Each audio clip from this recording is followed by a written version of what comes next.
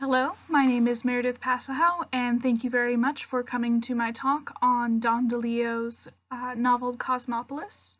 I will be discussing the protagonist Eric Packer and his relationship with the city and with others.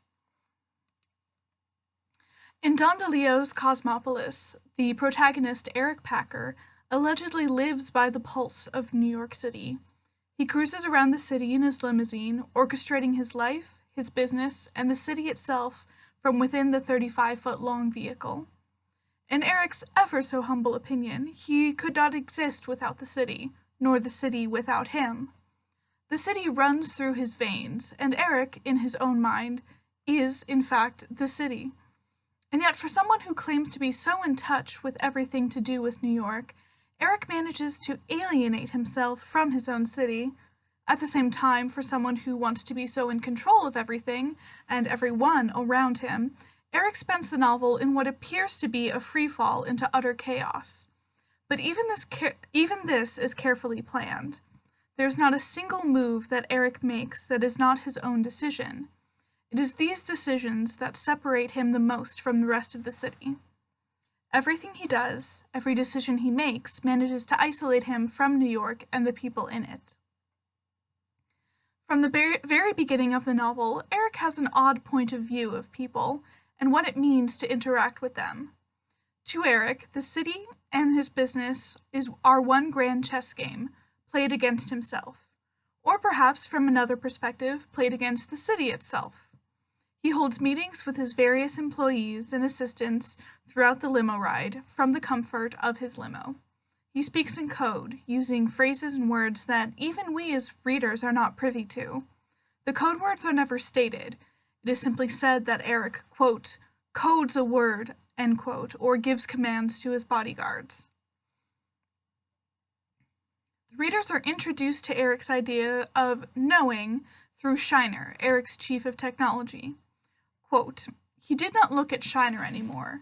He hadn't looked in 3 years. Once you looked, there was nothing else to know. You'd know his bone matter in a beaker, end quote. From Eric's point of view, to see someone is to know them, and that sort of knowledge is potentially very dangerous. Not for others, but for himself.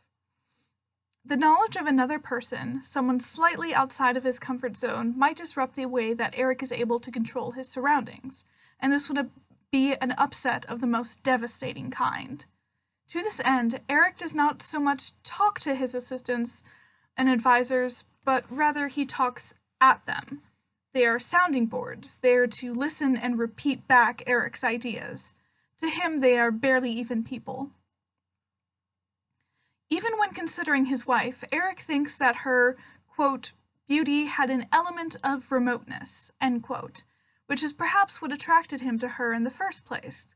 This remote kind of beauty that need not be touched, or if it is to be touched, in Eric's frequent demands for sex with his wife, it should be when and how Eric wants it. Eric must, at all times, be in control of everything. This is why he makes the conscious decision to look at people or not, to know them or not. This theory, appears again several times throughout the novel. For instance, Eric refuses to look at his driver until the very end of the novel. At the beginning of his journey, Eric is not ready to know his driver, and so he refuses to until he feels he is ready. It is not until they finally reach the barber shop for Eric's long-desired haircut that Eric finally feels prepared to know the man who has been driving him the entire way. One possible explanation for Eric not wanting to know his driver is that it disrupts the illusion that Eric has that he, Eric, is the one in control of the limo. If the driver is anonymous, then Eric is the one controlling it. To be able to command the driver is not enough. Eric perhaps feels that he must dominate the limo completely. It is his sanctuary and is therefore driverless as far as Eric is concerned. Perhaps the most interesting relationship to consider in terms of how Eric interacts with people is the one between he and his bodyguard, Torval. We as readers do not know exactly how long Torval has worked for Eric. We are able to assume that it is a significant amount of time, given that the two of them speak in code of Eric's making. And yet, even though Torvald is meant to protect Eric, Eric sees him mostly as a nuisance, as a hurdle he must jump over in order to reach his end goal.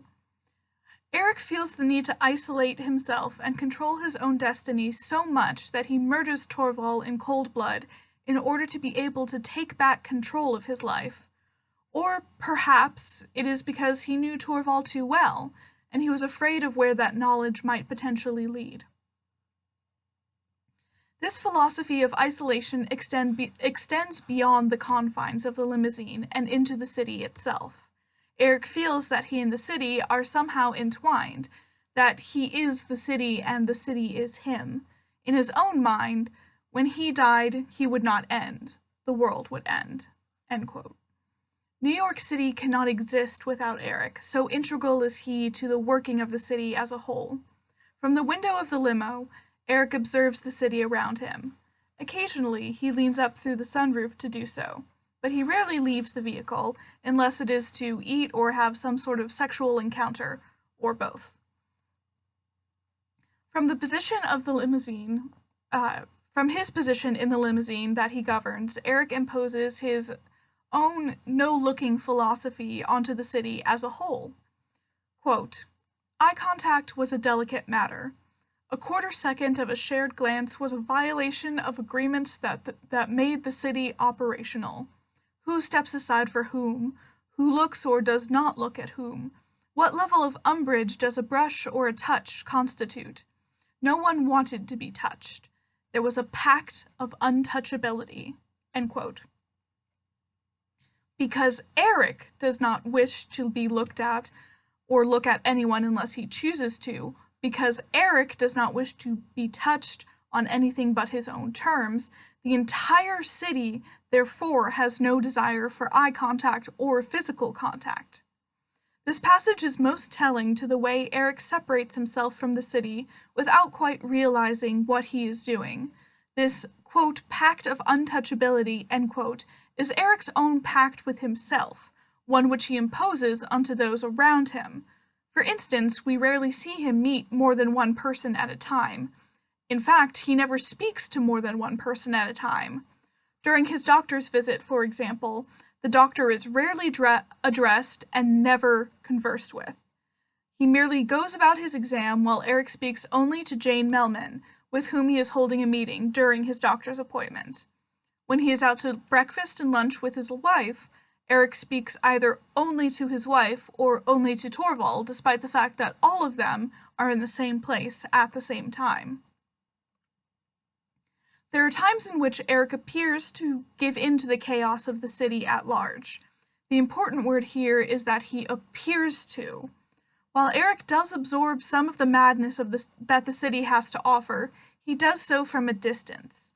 Again, it is all on his own terms. From the performative rat riot in the diner to the funeral procession, to watching the street riot through the sunroof, to observing the dancers in the club. Because that is what Eric does. He watches. He may even let himself feel some emotions about it, but he never participates. He only observes. He is a witness, not a participant. Even when he decides to take part as an extra in the pile of dead bodies on the film set, he only interacts with one person, his wife. Other than that, he remains an observer and allows the chaos to happen around him. It might be tempting to assume that Eric's continuous downward spiral throughout the novel is based on lack of control. However, there are decisions that Eric makes, some carefully premeditated, some more spur of the moment, that lead to his ambiguous potential death. His company dissolves because he continues to bet against the yen, despite the advice of his assistants. He continuously ignores Torvald's suggestions of returning home or changing course in order to keep Eric safe, which lands him in the hands of not one, but two assassins. He nearly loses his hand, but only because he himself pulls the trigger. All of this chaos, all of this madness is chosen by Eric, though to what end it is difficult to say. In his careful manipulation of people that keeps Eric, it is It is his careful manipulation of people that keeps Eric so far apart from the city that he thinks he is a part of. Everything is a chessboard, and the pieces are moved one at a time. By having only one-on-one interactions, Eric alienates himself from the city even as he moves through it.